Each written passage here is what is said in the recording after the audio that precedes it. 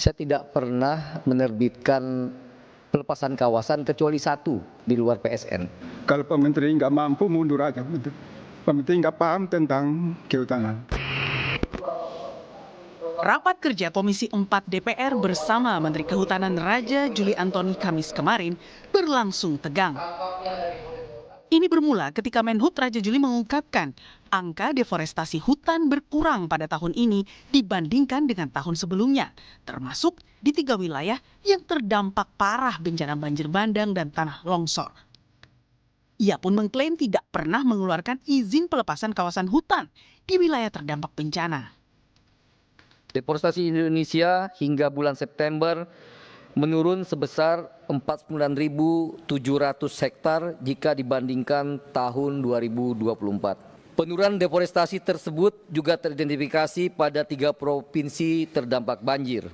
Di Aceh menurun sebesar 10,04%, di Sumatera Utara menurun sampai 13,98%, dan di Provinsi Sumatera Barat turun 14% jika sekali lagi dibandingkan dengan tahun 2024. Saya tidak pernah menerbitkan pelepasan kawasan kecuali satu di luar PSN, yaitu pelepasan kawasan untuk kepentingan IAIN di Kampung Pak Johan di Bima. Di 3 provinsi terdampak 1 jengkal pun saya tidak pernah melakukan pelepasan kawasan di tempat tersebut. Klaim penurunan deforestasi Menhub ini dipertanyakan anggota Komisi 4 dari fraksi PDI Perjuangan Sturman Panjaitan. Ia pun menantang Raja Juli untuk bersama-sama mendatangi wilayah yang diklaim deforestasinya sudah turun. Nah, ini Pak yang di atas ini. Kemudian berikutnya ini di di Kecamatan Batang Toru ini. Nah, ini di atas ini putih itu Pak sudah dihancurkan semua Pak. Dan itu yang titik merah itu Kecamatan Batang Toru yang kemarin porak-poranda. Nah, ini yang kita ingin dengarkan dari Bapak. Bukan bicara Bapak belum mengeluarkan satu pun tentang izin penggunaan hutan, bukan itu poinnya Pak. Deforestasi di 3 provinsi terbanyak terdampak bencana banjir tahun 2025, Masya Allah turun Pak. Kayak mana turunnya tuh Pak? Kayak mana? Apa yang Bapak maksudkan turun? Macam mana? Bapak katakan turun sekian persen, yang di Aceh 10.100 hektar, yang di Sumatera Utara 6.142, yang warna hijau itu Sumatera Barat 5.000 sekian. Tapi Bapak ceritakan dulu di mana tempat itu Pak? Barang itu di mana? Tadi Pak Johan mengatakan jangan main angka-angka Pak. Menyedihkan ini main angka-angka. Bila perlu kita datang ke sana yang Bapak katakan sudah menurun itu. Kita datang ke sana. Masih ada kunker kita, tahun depan ini masih ada kunker panjang lagi nih. Kita ke sana Pak melihat. Jangan cuma cerita-cerita yang kita juga nggak tahu. Tak hanya kritik, desakan mundur bahkan dilontarkan anggota Komisi 4 fraksi PKB, Usman Husin. Ia menilai paparan Menhub melebar dan tidak fokus pada solusi jangka panjang atas tragedi bencana di Sumatera. Pak Menteri lihat nggak bencana Sumatera? Seharusnya izin semua di stop. Pak Menteri harus jelaskan berapa tahun harus penanaman ulang dan seperti apa sebenarnya Ibu Ketua, pohon yang diameter 2 meter, diameter 2 meter bisa tumbuh kembali. Sehingga inilah tanggung jawab Pak Menteri. Pak Menteri tidak boleh lempar ke yang terdahulu. Sehingga saya saran Pak Menteri, kalau Pak Menteri nggak mampu mundur aja Pak Menteri. Pak Menteri nggak paham tentang kehutanan. Kenapa saya katakan gitu? Saya contoh di Tapanuli Selatan. Bulan Oktober Pak Menteri keluarkan izin. Bupati sudah katakan, syukur izin ditutup. Ternyata Oktober, 30 November izinnya keluar. Sehingga apa yang disampaikan oleh Pak Menteri tidak sejalan semua Pak. Jadi seolah-olahnya kita ini ya bisa diakal-akalin semua. Senada, Ketua PBHI Julius Ibrani bahkan secara gamblang meminta DPR menggunakan haknya untuk menyampaikan kepada Presiden terkait kinerja pembantunya yang tidak kompeten untuk diberhentikan. Sebagai DPR RI, Komisi 4 bisa merekomendasikan kepada Pak Prabowo, ini menteri-menteri yang terkait dengan bencana ini pada inkompeten semua. Harus dievaluasi, bahkan diusulkan reshuffle. Kalau tidak, masyarakat yang jadi korban lagi, Bang. Ini penting disampaikan secara tegas oleh Komisi 4. Gitu. Menanggapi hujan kritik terhadap dirinya, politisi PSI ini menilai kemarahan anggota DPR atas kinerjanya menjadi sebuah motivasi. Bagi saya ini adalah justru harapan, ya. Kritik itu adalah harapan, kritik itu adalah motivasi. Tentu kita berharap kritikan atau bahkan kemarahan itu pada ujungnya nanti akan menjadi partisipasi yang lebih produktif, ya. Berbagai temuan aksi perusakan hutan yang dipaparkan Menteri Kehutanan serta investigasi Satgas PKH kini dinanti publik. Beranikah negara menghukum berat perusak hutan di Sumatera? Tim Liputan Kompas TV. Lalu tepatkah di tengah bencana Sumatera dan sorotan soal kayu gelondongan, Menteri Kehutanan diminta harus mundur? Kita bahas bersama anggota Komisi 4 DPR fraksi PKS Rahmat Saleh dan ada juga Ketua DPP PSI Valdo Maldini dan analis politik Ray Rangkuti. Selamat petang semuanya. Petang.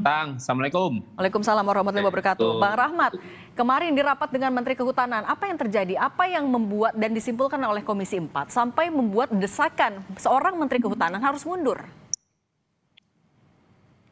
Ya, Mbak Desi.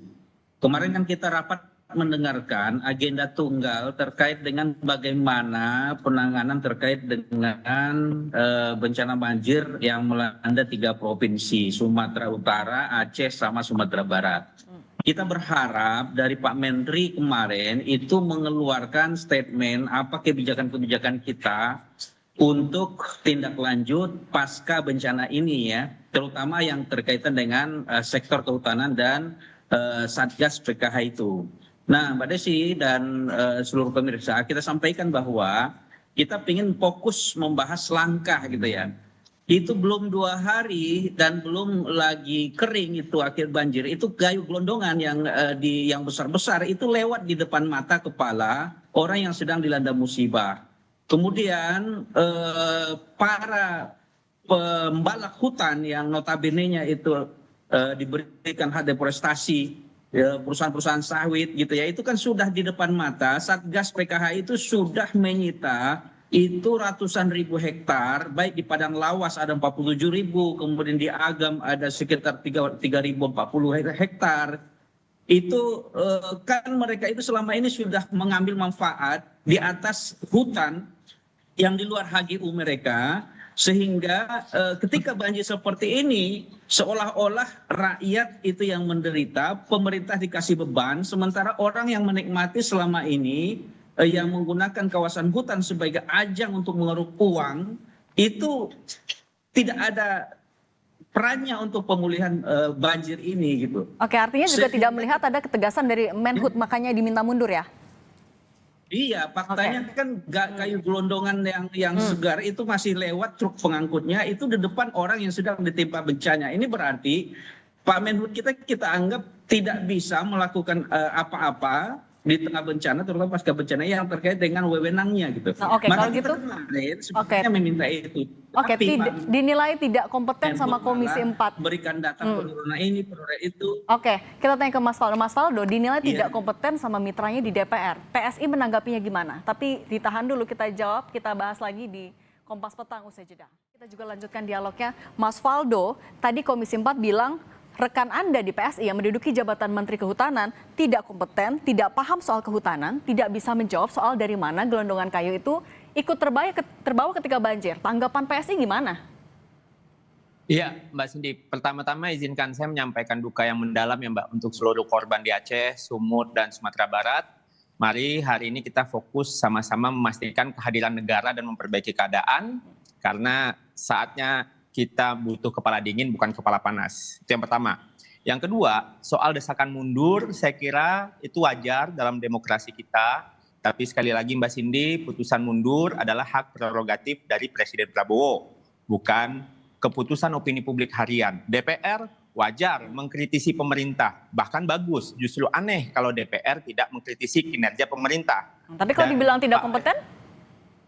Dijawab Mbak kemarin semuanya. Kemarin disampaikan, saya pun menonton sidang tersebut bahwa Pak Menteri di DPR hadir memaparkan data, langkah-langkah konkret ke depan, dan mengakui bahkan untuk bertanggung jawab secara gentle. Ini kan kami kira menunjukkan kualitas kepemimpinan yang terbuka dan jujur. Ada data yang dipaparkan terkait daerah aliran sungai. Ada temuan untuk 12 pelanggaran yang sedang ditegakkan hukumnya. Belum lagi pencabutan 20 PBPH sebesar 750.000 hektar. Arahan Pak Presiden kan dua. Pertama jaga hutan, kedua harus berani. Kami kira Pak Menteri kemarin menyampaikan semuanya di depan Bapak Ibu anggota Dewan yang terhormat. Namun kritis dari anggota DPR tentu akan mempercepat kinerja ini. Kami kira Mbak Cindy, ke depan kan sedang dibangun nih langkah-langkahnya untuk kayu. Kemarin dijelaskan juga di rapat tersebut bahwa itu sedang diinvestigasi dengan Polri. Menhub juga tidak menyalahkan masa lalu loh Mbak Cindy, bahwa ini harus kita perbaiki. Nah, narasi-narasi ini kami kira perlu kita dukung. Karena kan kalau nyalah-nyalahin Mbak, itu nggak akan bisa nanam pohon atau bahkan menghentikan banjir. Jadi kami kira penegakan hukum sedang berjalan, investigasi material kayu juga ditangani bersama Polri, reboisasi harus dilakukan, dan penting Mbak, kemarin Pak Menhub menyampaikan, tolong di backup dengan regulasi sama DPR, karena kan tumpang tindih aturan, ada dinas provinsi yang kehutanan, sedangkan tapaknya itu di kabupaten kota. Nah ini yang kami kira perlu sama-sama kita kawal ke depan. Jadi di saat bencana seperti ini, kita butuh bukan siapa yang harus mundur, tapi siapa yang harus maju Mbak Cindy. Biarkan Pak Menteri bekerja, Presiden yang memutuskan. Tugas kita mengawal dengan hati yang dingin, kepala yang jernih, kira-kira begitu. Nah itu kok menunggu Presiden, kalau Bang Rey melihatnya, oke 20 perusahaan akan dicabut izinnya, tapi nunggu restu Presiden dulu. Ini kayak melempar tanggung jawabnya ke Presiden, melepaskan itu ke Presiden, atau apalagi Anda baca? Bang Rey? Masih di mute? Bang. Iya, tentu ada unsur itu. Tetapi memang apa namanya itu ya, saya kira permintaan mundur itu juga serba tanggung itu. Tanggungnya kenapa? Yang tidak ada sejarah di Indonesia ini pejabat negara mau mundur karena dianggap nggak becus. Karena ukuran suksesnya itu bukan standar orang, standar mereka. Kan mereka sendiri yang bisa mengukur bahwa mereka sukses atau gagal. Bukan memakai standar orang gitu. Nah, oleh karena itu sulit berharap para pejabat negara akan mundur, bahkan bukan karena kasus ini saja. Saja karena kasus yang lebih berat dari ini pun belum tentu ada orang yang mau mundur. Yang ada adalah pejabat-pejabat negara yang minta tambahan kewenangan, yang minta tambahan jabatan. Ada Menteri Pemuda sekaligus Ketua PSSI gitu. Antara menteri itu sekaligus ini. Ada Kapolri sekaligus Dewan Penasehat tapi Bang Rey, tapi kalau tadi saya sebut tanggung itu karena kultur kita nggak ada orang mau mundur dari jabatan. Oleh karena itu harus diminta langsung ke atasannya. Siapa atasannya? Presiden. Nah, mestinya anggota DPR sekarang itu bersurat kepada Presiden meminta supaya ya yang dalam ini Menhub ya digantikan kalau dianggap oleh DPR dia tidak mampu. Tapi kan persoalannya ada di Presiden. Kenapa? Pertama soal kewenangan mencabut itu ya. Yang kedua adalah kan sejak dari awal dikritik orang komposisi kabinet ini nggak menggambarkan komposisi kabinet profesional. Orang-orang yang profesional di bidangnya kan sejak dari awal itu dilakukan oleh orang gitu kan. Nah sekarang memang itu orang-orang yang dianggap sebetulnya nggak tepat duduk di posisinya masing-masing, tapi dipaksakan oleh Presiden. Nah sekarang ya, maksud saya ya mestinya harus diperluas. Ini saatnya Presiden ya mengevaluasi menteri-menteri yang nggak sesuai sebetulnya dengan bidangnya masing-masing. Evaluasi itu. Dan juga tadi sebenarnya Komisi 4 bisa aja, atau dari DPR bisa aja meminta Presiden untuk mengganti menterinya. Atau salah satu berarti Menteri Kehutanan kalau konteksnya ini. Bang Rahmat, Anda akan menggunakan kewenangan Anda di legislatif untuk melakukan itu? Kita kan kewenangan kita mengevaluasi ya Mbak Saidi ya. Atau sebagai dari parpol? Iya, jadi kewenangan kita itu tidak lepas dari ketiga itu. Bagaimana kita mengevaluasi kinerja yang berjalan, budgeting dan segala macam. Begitu evaluasi kita lakukan, seharusnya kan itu sudah menjadi sinyal bagi pengambilan kebijakan bahwa sinyal ini sudah dari bawah. Hampir semua fraksi loh yang kemarin itu memberikan pendapat bahwa ini ada masalah dan harus konsentrasi serius masalah pengelolaan hutan agar kejadian tidak berulang di masa depan gitu. Nah, oleh karena itu fungsi-fungsi itulah yang kita lakukan.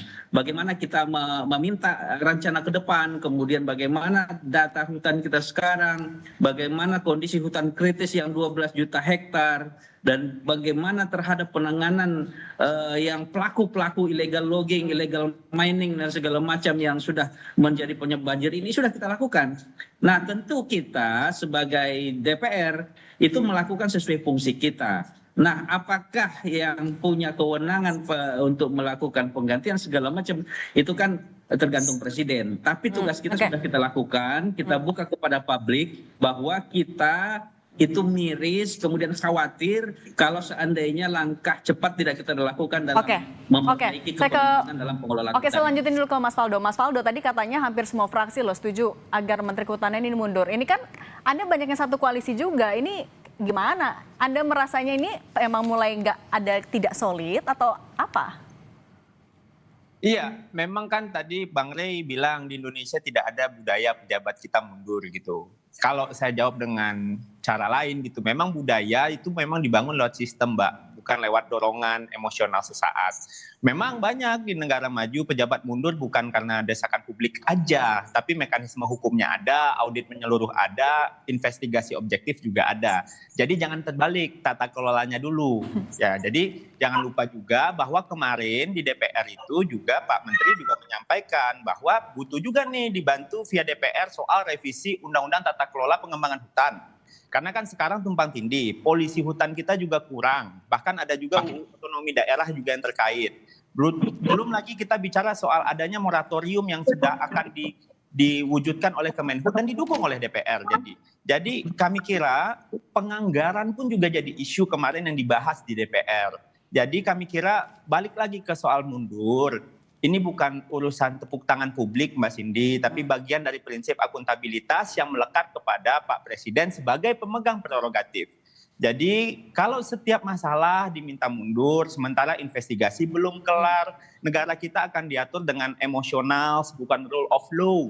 Tapi yang kita bangun hari ini kan Indonesia yang lebih modern, Indonesia yang lebih masuk akal gitu, bukan republik perasaan. Kami paham betul bahwa kita di kondisi yang sedang sama-sama berduka. Namun sama-sama kita mencari jalan keluar, Mbak Cindy, ke depan tidak boleh lagi begini. Kalau boleh kita lihat bagaimana perusahaan-perusahaan yang memanfaatkan hutan kita di masa lalu itu harus ditindak tegas. DPR kemarin keras sekali untuk hal itu dan tentunya kita pasti dukung langkah itu. Oke, soal penindakan itu kita satu suara semua, tapi juga Bang Rey, ya soal tadi 20 perusahaan bisa dicabut izinnya, tapi harus nunggu presiden dulu. Ini tidak menambah birokrasi, memperpanjang birokrasi justru. Iya, semua sebetulnya kalau melalui kewenangan presiden itu dapat dengan cepat diselesaikan. Masalahnya adalah apakah presiden punya kemauan apa enggak. Kan sekarang banyak orang yang menuntut supaya misalnya